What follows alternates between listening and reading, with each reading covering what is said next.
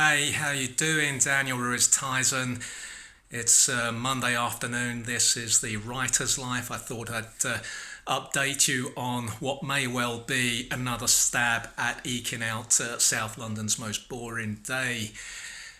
Just back from a run, a horrible run really. I was struggling before I ran into another encounter with dogs. I was grateful for the light rain as I left the flat. I thought that'll clear the park a bit. And I wasn't enjoying the run. Maybe, I kind of lose my minimal running mojo with the Friday to Monday gap. So I was kind of struggling a bit. I think the boredom doesn't help. I do find it boring. And then midway through my fourth lap, this woman appears. She's got four little dogs. It always seems to be the little dogs that give chase. And as I say, it was a bit of an attritional run. And my visual as I came round a particular curve on that lap was I saw the dog owner bagging up after one of the dogs.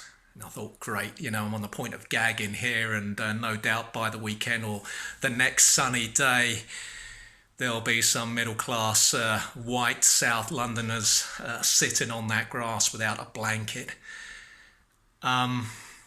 Two of the dogs came for me. The owner called them off. The problem is, if it happens on the first lap, maybe I've got the energy to do something. When I'm, in this case, in the second half of my run, I've just got no energy. The grass is getting long as well. It's heavy on the legs. I did ask last week, here we go, just in time, the police siren. I can't remember the last time that I recorded one of these without being interrupted by a police siren. Where was I? The dogs.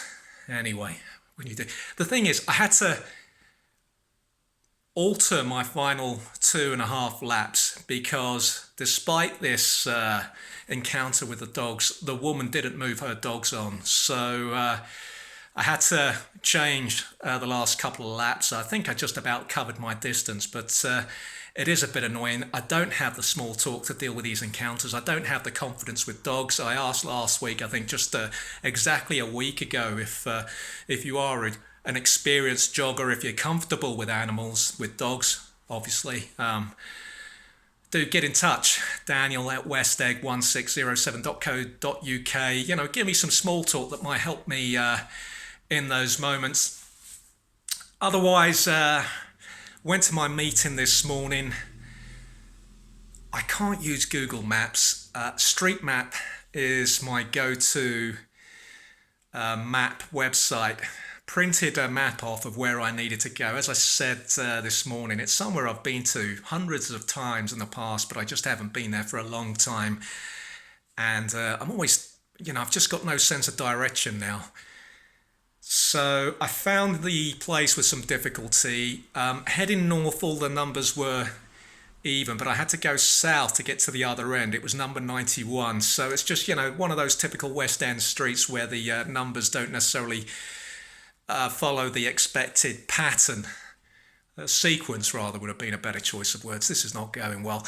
So I went along to this meeting, and straight away, I thought, this is really, really poncy. Went up to the second floor to meet the girl who said that she enjoyed my work, wanted to speak to me about my work.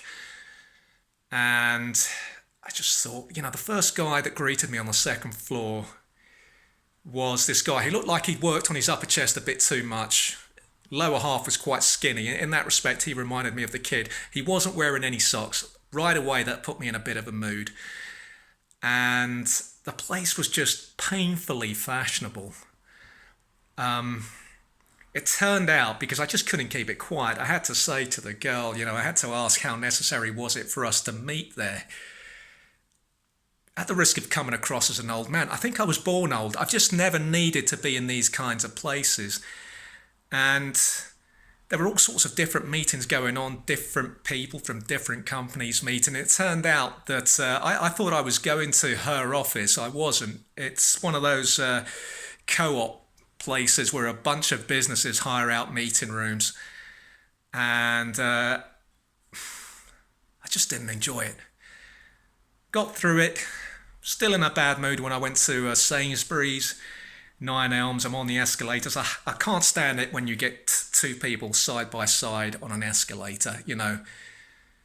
Stand to one side. Not everyone wants to wait on an escalator. So, I see people doubling up on the escalators. Immediately I walk up, making a real noise as I'm walking up, heavy-footed, deliberately, to get them out of the way.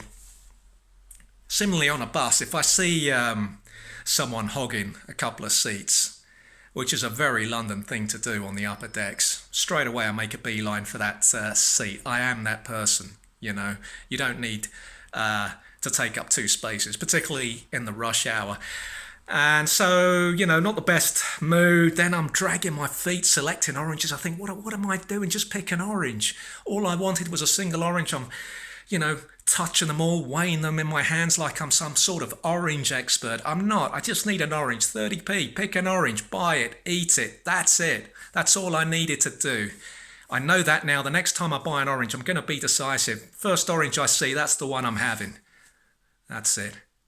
How's your YouTube channel going? That was the last thing the girl said to me as I left our meeting. 1,000 subscribers, I said, hoping that she doesn't check later and see that I'm about 940 subscribers short.